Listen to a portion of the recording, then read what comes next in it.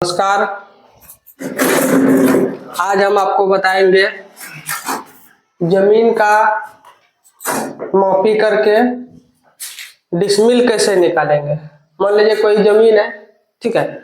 सबसे पहले हम क्या करते हैं, उस जमीन पर जाते हैं और जमीन पर जब जाते हैं उसके बाद तब क्या करते हैं, उसका लंबाई और चौड़ाई पता चल जाता है, यानी नापी करते हैं। तो हम डिसमिल कैसे निकालें, ठीक है।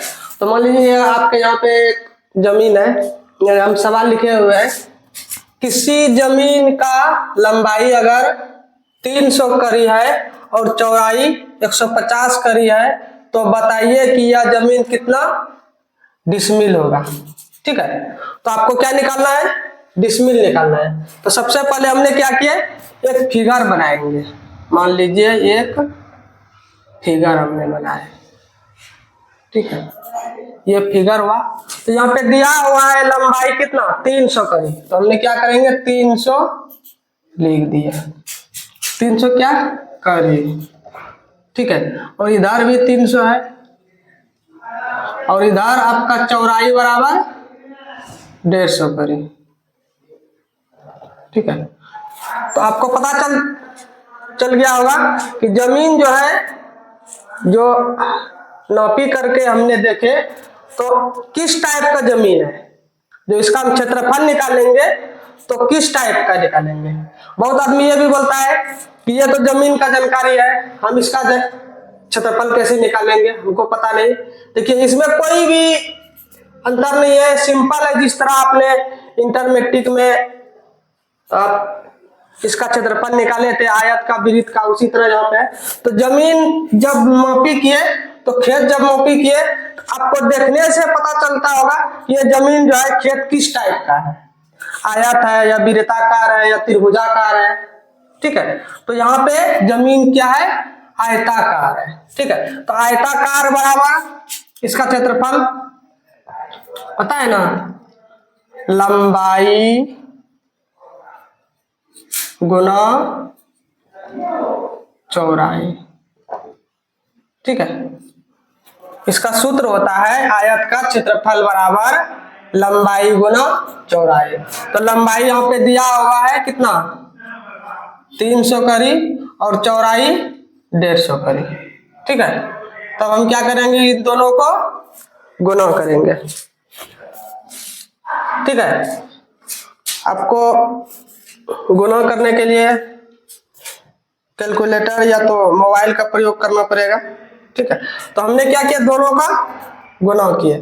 तो दोनों को का जब गुना किए तो यहाँ पे आ गया कितना 45,000 वर्ग करी, क्योंकि यहाँ पे हमने नापी किससे किए थे, करी से। लंबाई भी करी है, चौड़ाई भी करी है, इसलिए यहाँ पे करी गुना करी बराबर वर्ग करी। इतना क्या निकल गया, ये आपका क्षेत्रफल निकला। यहां तक निकालने के लिए आपको किसी भी चीज का, जमीन या कोई बोलेगा ना हमको जमीन मापी करने के लिए नहीं आता, हम इसका क्षेत्रफल निकालेंगे, यहां तक होने के लिए आपको कोई भी चीज का जरूरत नहीं पड़ेगा। सिंपली आप जमीन जिसका जो मैथ बनाते हैं उसी टाइप से आप इसको यहां तक आ सकते हैं। ये इसका क्या निकल गया, पूरे जमीन का क्षेत्रफल निकल गया, ठीक है। तो जब क्षेत्रफल निकला तो आप इसको क्या कर सकते हैं, डिसमिल में चेंज कर सकते हैं। डिसमिल में चेंज किससे करेंगे, हम नापी किससे किया है, करी से। तो डिसमिल आपको किससे से निकालना पड़ेगा, करी से ही निकालना पड़ेगा। तो हमको पता है कि 1000 वर्ग करी बराबर 1 डिसमिल होता है, ठीक है। 1000 वर्ग करी बराबर कितना डिसमिल होता है, 1 डिसमिल। इसलिए 45,000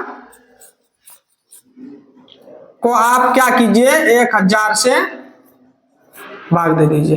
तो 1000 से भाग दीजिएगा तो 3 0 खत्म। तो डिसमिल बराबर कितना निकल गया, 45, ठीक है। सिंपल था, आप सबको आराम से समझ में आ गया होगा, ठीक। एक बार हम रिवाइज करवा दे रहे कि यहाँ पे कहता है किसी जमीन किसी जमीन की लंबाई 300 करी और चौड़ाई 150 करी है, तो बताइए कि यह जमीन कितना डिसमिल होगा।